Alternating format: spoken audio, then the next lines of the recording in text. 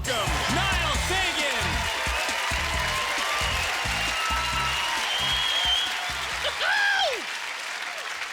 Hello. Oh, wow. Jeez, thanks for coming out, guys. I'm all disoriented. I'm glad you guys came out. I'm not gonna lie, I'm a little off. I feel a little weird. I've had a weird week. Let me ask you this. You ever have this? You ever have a week where you realize, hey, wait a minute. Hold on. I'm not cool enough for this hair. Ever have that happen to you? Because, like, I'm all right, but this is a bit ridiculous, isn't it? Like, doesn't this hair look like I should know something about music? Doesn't it? Don't you? You look at me and you're like, oh, I bet you he owns vinyl, I bet. This is not the hair of someone who watches The Dog Whisperer. But I do. I fucking love that guy. That is inappropriate. He's right. It really is. I have to say, my mom loves the hair. She loves it. I used to shave my head, and she'd be like, oh, you shouldn't shave your head. Women don't like bald-headed men. And I'm like, well, okay. And she's like, yeah, well, the women I hang out with, they don't like bald men. I'm like, Mom, the women you hang out with are like in their 70s, right? It's not exactly my demographic, although I think it would be pretty cool if she goes over to like Ethel's house to play bridge or something and I come out of the shower, I'm like, hey, Mom, you were right. These old chicks love the hair. Isn't that right, dirty girl? Ah, psha. Sorry, is that the bad hit? I'm sorry, Go lie down. Go lie down! My mom is cool. She's all right. She's a cool woman. She's French Canadian, right? She is 75. Yeah, she's 75. No woos for that. Fair enough. And she's white. Oh, there you go. I have to mention she's white, by the way. I'm not being militant. It's part of the joke. And also she's racist. She is really freaking racist. Took me a while to admit it, but like, no, she is. And don't get me wrong, right? It's not like it's this angry kind of racism, right? It's not like she'll call me up and leave me like angry voicemail messages like, it's your mom, call me back, you little No. It's not that, right? She's just one of those people, like we all know someone who will say stuff that they don't think is racist, but it is so unbelievably racist, right? And when like they say it, it hits you like bad gas, right? You'll just be like, oh my God, what did you eat that made you so racist, man? And a while back, I'm on the phone with her and she drops one of these, right? Like she drops one of these horrible things, and my first thought was like, how did I happen? Do you know what I'm saying? Like, how did that even, like, how'd she keep that quiet long enough for me to actually get done, right? How'd she even make it through dinner, for God's sakes, right? Like, oh, you're from Africa.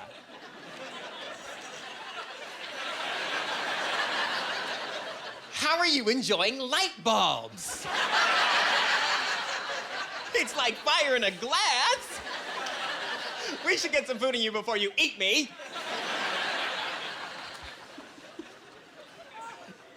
So you may have guessed by that joke, I am biracial, because some of you probably, when I came out, you're like, hey, ooh, wait a minute, he's black, but he's like Tiger Woods black. Yeah, I am indeed. I'm like, I say biracial, I don't say that to be like super politically correct or anything. I just find the term half black sounds like I'm still working on it. Like, what is that? Exactly. Hey, Niall, how's it going? 50%, yay! Good for you, buddy, you keep trying, you're gonna make it. Right, biracial ladies, you know what they say. Once you go biracial, your options are still open.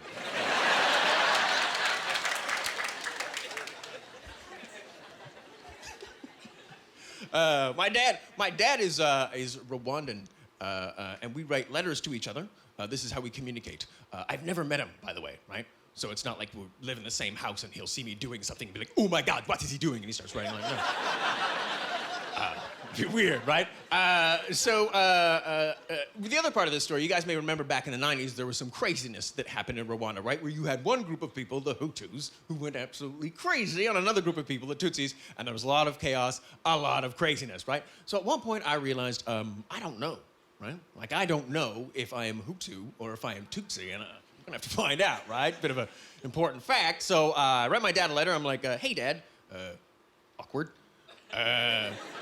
Are we Hutu or are we Tutsi? Now, my dad writes me back just this beautiful, just heartwarming letter, right? And he says, son, enough people have died because of that foolishness when it doesn't really matter, right? Because no one is Hutu or Tutsi or Rwandan or Canadian. We are all just human beings. So I'm not going to tell you, and I'm going to let you go out into the world and be a human being. That is beautiful. Isn't that touching? Yeah. Also, I think that pretty much means we're Hutu, doesn't it? I think that seals it, because you'd say something otherwise, right? You'd be like, not that it matters, but we are not Hutu. So, yes, I am the child of a single parent, my mom. My mom raised my brother and I. Some people are like, oh, they feel bad for me. It's not that bad. It's not actually, there are some perks to having been raised by a single mom. I'll give you an example. For instance, I've reached this part in my life, right, where now all my friends have started to do this. They're like, oh my God, am I becoming my parents? Am I becoming my parents? I just did something that was exactly like my dad. Dude, am I becoming my dad? Dude, seriously, am I? It doesn't really happen here. Well, it happened, right? But for like 15 seconds, I was like, oh my God, am I becoming my dad? I'm still here, so I'm guessing no. Okay.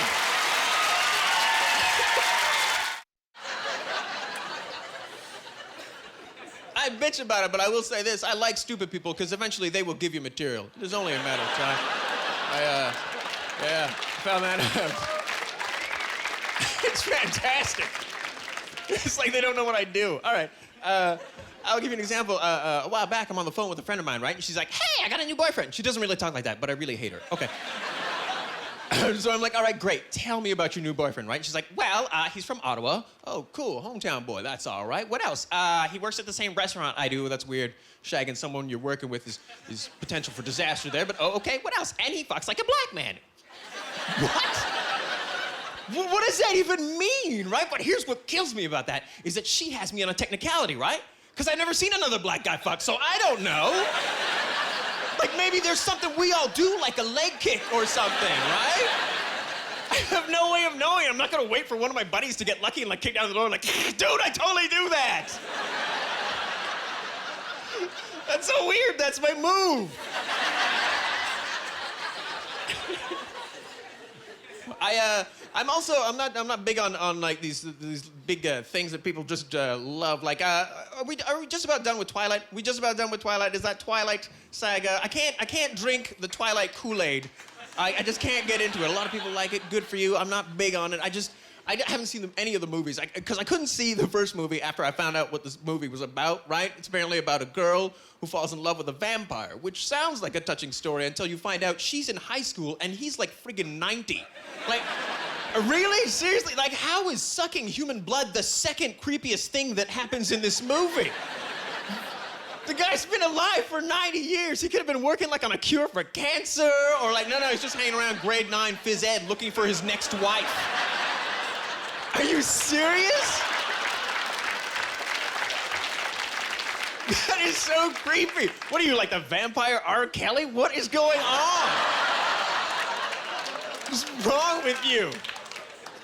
Hey, you wanna see some cool vampire stuff? I'm 16, I know.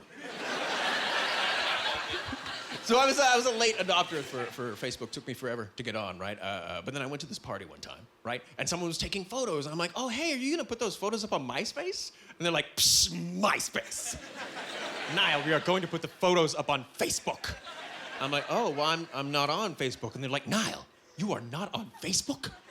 Niall, you have to get on Facebook. But Niall, be careful. Niall, seriously, Facebook, be careful. It's addictive. Dude, seriously, Facebook is addictive. Niall, look at me. Facebook, addictive. So I got on. No, it's not addictive. Like, it's all right, but it's not addictive. Like, crack is addictive, right? Like, heroin is addictive. You're not up at 4 in the morning selling stolen stuff so someone can send you a friend request. That's not happening. There's no guy walking around, hey, you got a group invite?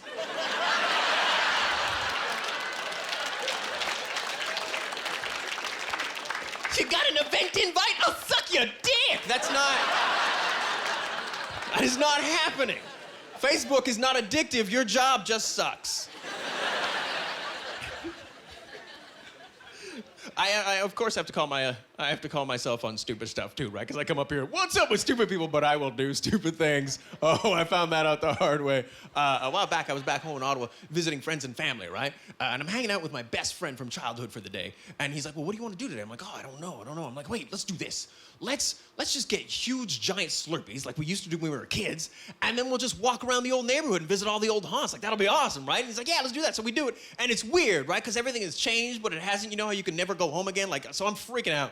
And then I'm like, look, that is the rec center. That is the community center we used to hang out when we were kids. Let's go in there. So again, we go in there, and like, again, everything has changed. I'm like, oh my God, what is happening? And then I'm like, wait. That is the pool. That is the pool we used to swim in when we were children, I say. And he's like, yes, that is the pool, but I think they've made it smaller. And I'm like, but no, they haven't made it smaller. We've gotten bigger, right? And he's like, no, I read somewhere that they made it smaller. I'm like, where would you have read that they made it smaller? So now we're doing this back and forth, right? For like 5 minutes we're doing this, and then I realize we have to go.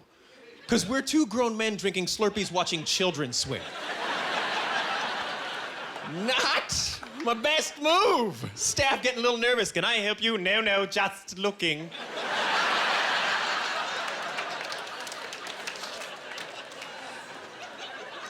My friend and I were having a debate about size.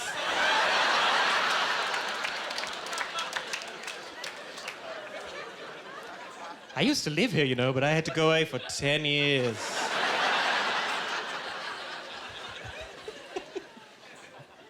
And I got tattoos. Also, you may have noticed I got tattoos. They're really small. From far, they look like dirt.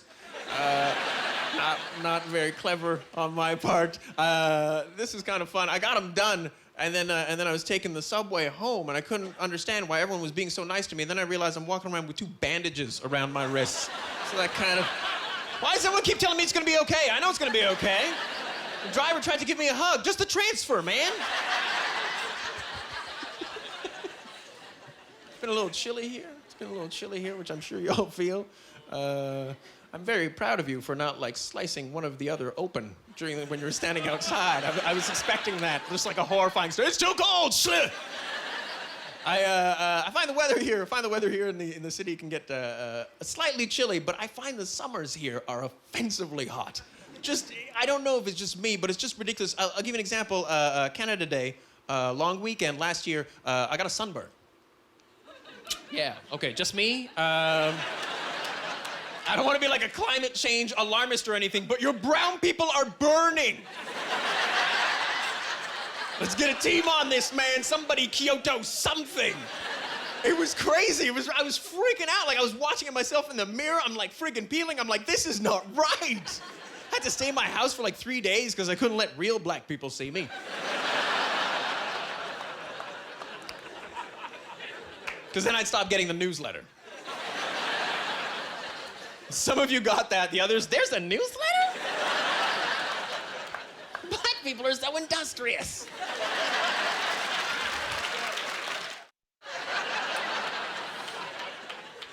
I have this when I'm walking around downtown a lot. You ever do that when you see someone coming and they're talking and you don't know if they have a cell phone or if they're crazy, right? And it's so hard to tell, like, wait, okay, is that a crazy person? Or is that... I found a way, though. You can't actually tell who's crazy and who just has a cell phone. I've noticed this. Crazy people almost never say, what? They almost never do. I don't know who their provider is, but they must be amazing. I've never heard a crazy person say, oh, hold on, Satan, I'm going in an elevator. You're gonna have to call me back later. Or just drop me a message in my alphabetes or whatever. I don't know. The contract must be horrible, because 5 bars in the subway? Come on now. Must be. This is a fun gig. I like doing this. This is really fun. I used to work in this office. I used to have a day job. I met a lot of cool, interesting people. I met this one dude who was South African, right? And he was brown like me, right? And he grew up in South Africa during the whole apartheid thingy, as the United Nations calls it. And, like, I'm glad he got out unharmed and everything, but, man, it made for some really tense conversation by the water cooler on a Monday morning, right? Because we'd just be hanging out, and out of nowhere, he just starts up, when I was 8. And you know it's gonna be huge, right? When I was 8, a white woman beat me for drinking from the whites-only fountain. I supposed to follow that, right? I'm looking at this guy like, oh, really? Well, I'm from Ottawa. And back during the big ice storm in '98, we lost cable.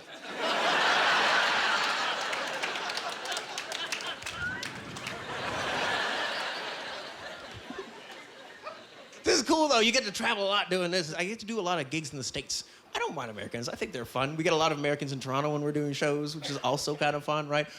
One time I'm at a show, and the MC's up on stage, and he's like, so, who's from out of town, right? And this one table at the front, they pop up, and they're like, oh, we're from Detroit. And we're like, great, what brings you up to Toronto from Detroit? And they're like, we're here for a murder mystery. I'm like, you're from friggin' Detroit. You want a murder mystery? Open a newspaper, man. She's like, oh, here's another one. I'm gonna guess the pimp did this one. I feel bad for Muslims in the States now, right? I feel bad for obvious reasons. Because now, like, Islam is associated with terrorism, which I don't think is fair at all. I don't think that's cool, right? Because, I mean, it's happened before. Like, just because some group of jackasses does something in the name of religion doesn't mean that that's what those people in that religion is about, right? Like, it's happened before. There's been a precedent. We haven't held a grudge then, right? Like, if I go to the Bay to buy a blanket, I don't worry that it's been laced with smallpox, right? You know, is this 100% wool? Soon I will have your land!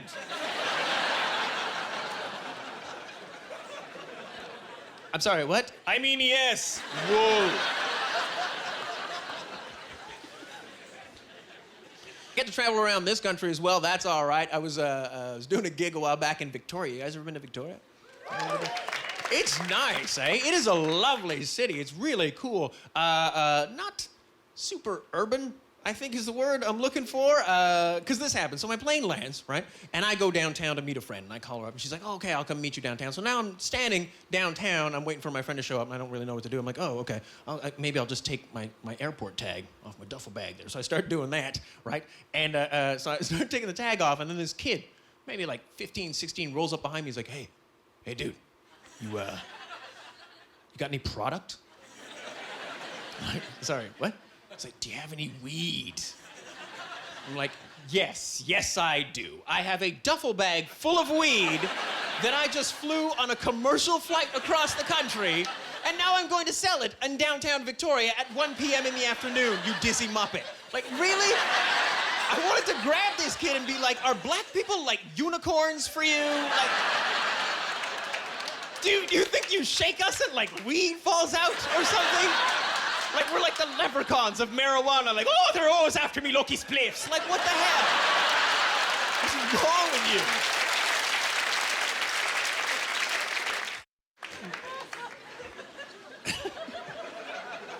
This is a lovely crowd. We have any couples in the audience this evening? Good for you. Good for you. Hey, let me tell you something. If you are in a committed relationship right now, stay in there.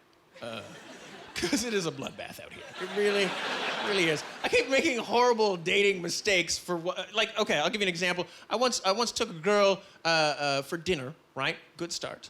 But I took her to, like, what I thought was gonna be a good idea, an authentic 50s diner, right? So, which is kind of cool. So we go in there and everything, like, they really just did it up, right? Because you got the black and white tiled floors, and then the red booths, and then you got the jukebox, right? And then halfway through the meal, the cook comes out of the kitchen and was like, what are you doing with that white girl? Get away from that white girl! They really went out of their way. They really, very nice. I've noticed this. I tend to date a lot of bisexual women. Stop right there.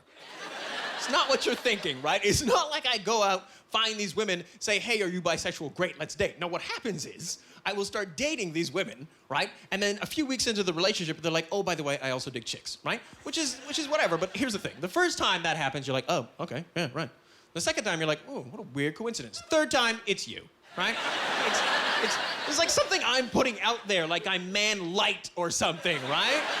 Like, bisexual chicks are walking around like, I'm in the mood for something not quite as masculine as a man.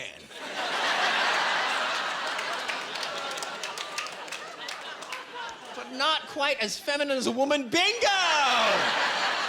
You with the naturally curly eyelashes and the soft skin. Come here. Come here, man, girl. Let's do it.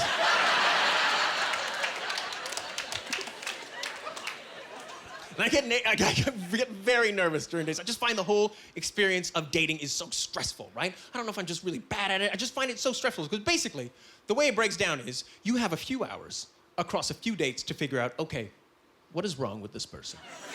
Right? Because there's something wrong with them. You just want to know if what's wrong with them matches up with what's wrong with you, right? Like if you have matching psychological luggage or whatever. And my problem with that is that some people interview well. Do you know what I'm talking about? Do you know what I'm saying? We have all worked with someone whose only gift in life is to hide their craziness just long enough to get the job, right? We've all been there. We have all been at the workplace looking at the how'd you get this friggin' job, man? Whose friggin' nephew are you? Forget the job. How are you even still alive? How have you not died, like in traffic or eating chalk or something? And if you're sitting there thinking, we don't have anyone like that, it's you. You guys have been fantastic. Thank you very much.